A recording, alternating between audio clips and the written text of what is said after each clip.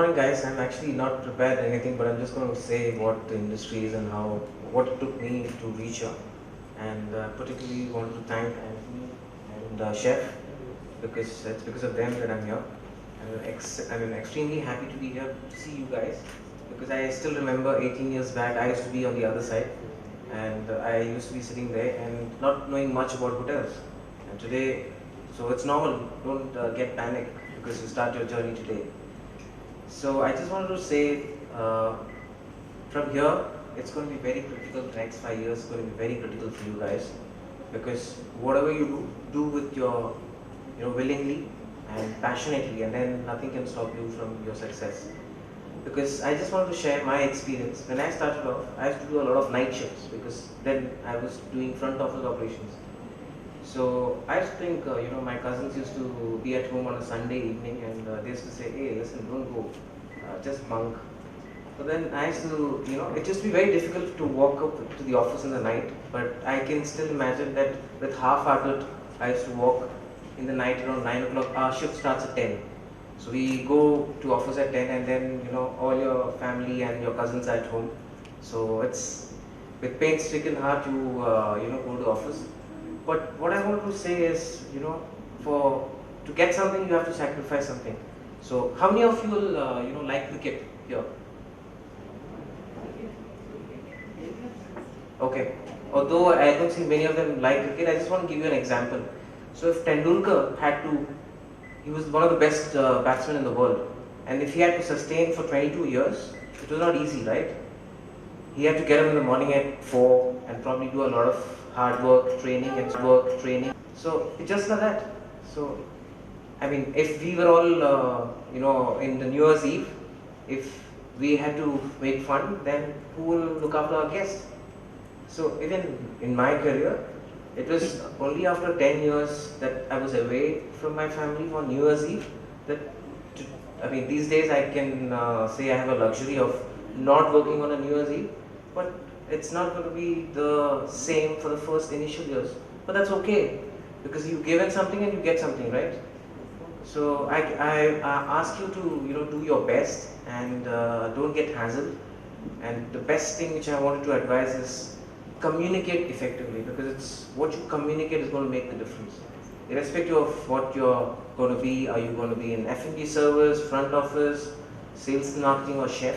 It's the art of communication that's going to make you successful. Because everybody can do, what you're doing, but how effective are you going to be in the way you communicate? That's going to be different. I also want to say that I'm here till maybe 3.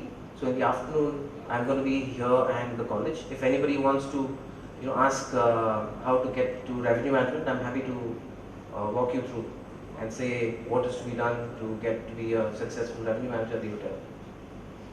And having said that, I just wanted to also share with you what led to revenue management. So my dad got me into hotel management. It was not by choice. He said, those days it was the best profession. It was a job-oriented course, and that was the reason why I joined hotel management. I had no clue about what hotels was all about. And then initially my 7 years was in front office operations, and that's when I actually learned hotels, how to manage difficult circumstances, manage difficult guests. And then in 2000, in this very city, revenue management, I would say, was evolved in this city in 2003, because I remember hotels with average rates at 15,000, 20,000 in 2003. So I think revenue management was born here, and the passion for revenue management started from here. I used to work here in Taj Residency in Bangalore in 2003. In 2003, it was one of the busiest hotels in the country. It used to have 98% from January 15 to December 15.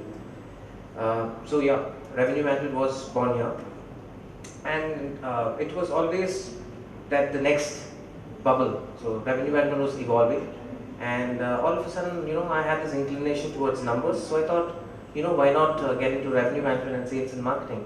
So that was when I changed and moved to revenue management, and from there on, it's been a eventful journey for me, because in terms of learning, I would say it's awesome, because I also want to tell you what revenue management is. Probably, you guys have just graduated in hotel school, so you would not have an idea of what revenue management is. Revenue management is not a financial role, so it's a support role for sales and marketing. So what I do is, decide about rates, pricing. You look after your budgeting, you look after your forecasting, and how can you drive more revenue? How do you create demand? How can you leverage your channels in terms of your hotel's website? You have GDS, you have online travel agencies, and so on. How do you manage and optimize your contents? That's digital marketing. That's going to be big in the years to come. So yeah, like I said this afternoon, if anybody wants to have a 10-minute chat with me in terms of revenue management, I'm happy to spend some time. So you can coordinate with Anthony or any of our colleagues in the college. I'm happy to help. And so the last bidding crunch I want to say is, please do whatever you do passionately. Then nobody can stop you from success. And I also want to share with you another thing.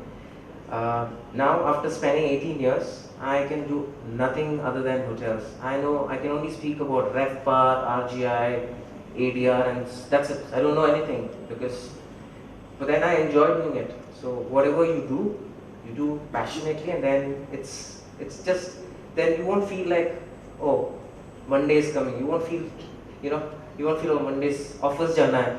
You won't have that heavy heart. So you enjoy whatever you do, and then there's success.